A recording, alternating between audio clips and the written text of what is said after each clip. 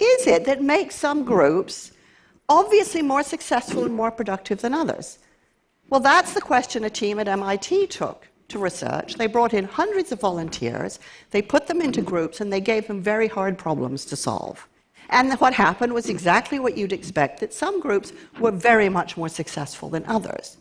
But what was really interesting was that the high-achieving groups were not those where they had one or two people with spectacularly high IQ, nor were the most successful groups the ones that had the highest aggregate IQ. Instead, they had three characteristics, the really successful teams. First of all, they showed high degrees of social sensitivity to each other. This is measured by something called the reading the mind in the eye test. It's broadly considered a test for empathy, and the groups that scored highly on this did better. Secondly, the successful groups gave roughly equal time to each other, so that no one voice dominated, but neither were there any passengers. And thirdly, the more successful groups had more connectedness to each other. So how does this play out in the real world?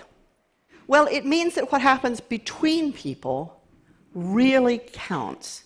Because in groups that are highly attuned and sensitive to each other, ideas can flow and grow, people don't get stuck, they don't waste energy down dead ends. An example. Arup is one of the world's most successful engineering firms, and it was commissioned to build the Equestrian Center for the Beijing Olympics. Now, this building had to receive 2,500 really highly strung thoroughbred horses that were coming off long-haul flights, highly jet-lagged, not feeling their finest. And the problem the engineer confronted was, what quantity of waste to cater for? Now, you don't get taught this in engineering school, and it's not really the kind of thing you want to get wrong. So he could have spent months talking to vets, doing the research, tweaking the spreadsheet. Instead, he asked for help, and he found someone who had designed the Jockey Club in New York. The problem was solved in less than a day. Arup believes that the culture of helpfulness is central to their success. Now, helpfulness sounds really anemic, but it's absolutely core to successful teams, and it routinely outperforms individual intelligence. Helpfulness means I don't have to know everything, I just have to work among people who are good at getting and giving help. Because what drives helpfulness is people getting to know each other. Now that sounds so obvious, and we think it'll just happen normally, but it doesn't. When I was running my first software company, I realized that we were getting stuck. There was a lot of friction, but not much else. And I gradually realized that the brilliant creative people that I'd hired didn't know each other. They were so focused on their own individual work, they didn't even know who they were sitting next to. And it was only when I insisted that we stop working and invest time in getting to know each other that we achieved real momentum. Now, that was 20 years ago, and now I visit companies that have banned coffee cups at desks because they want people to hang out around the coffee machines and talk to each other. The Swedes even have a special term for this. They call it fika, which means more than a coffee break, it means collective restoration. At IDEX, a company up in Maine, they've created vegetable gardens on campus so that people from different parts of the business can work together and get to know the whole business that way. Have they all gone mad? Quite the opposite. They figured out that when the going gets tough, and it always will get tough if you're doing breakthrough work that really matters, what people need is social support, and they need to know who to ask for help. Companies don't have ideas. Only people do. And what motivates people are the bonds and loyalty and trust they develop between each other. What matters is the mortar, not just the bricks. Now, when you put all of this together, what you get is something called social capital.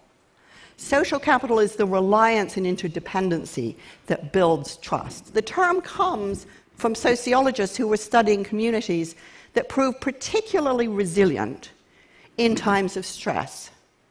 Social capital is what gives companies momentum, and social capital is what makes companies robust.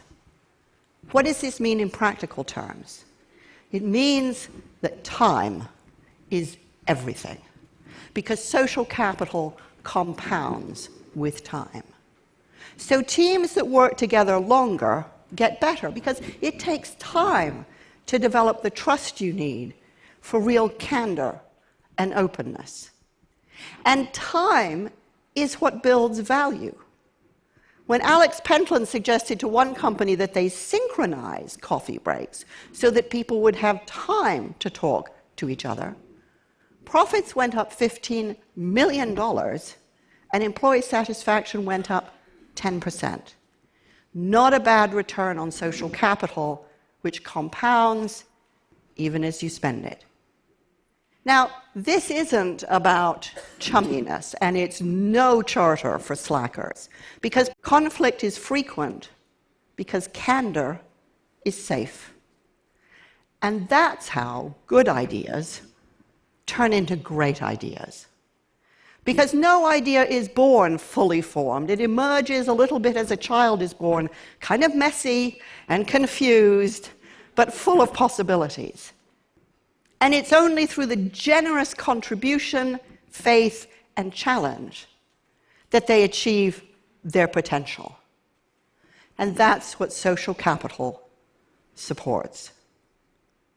It's the outstanding collaborators who enjoy the long careers, because bringing out the best in others is how they found the best in themselves. And for years we've thought that leaders were heroic soloists who were expected all by themselves to solve complex problems. Now we need to redefine leadership as an activity in which conditions are created, in which everyone can do their most courageous thinking together.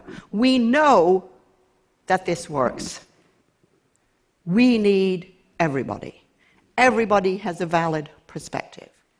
We work to one standard only, the best imaginable. And there's a lot at stake now. And we won't solve our problems if we expect it to be solved by a few supermen or superwomen. Now we need everybody. And because it is only when we accept that everybody has value that we will liberate the energy and imagination and momentum we need to create the best beyond measure. Thank you.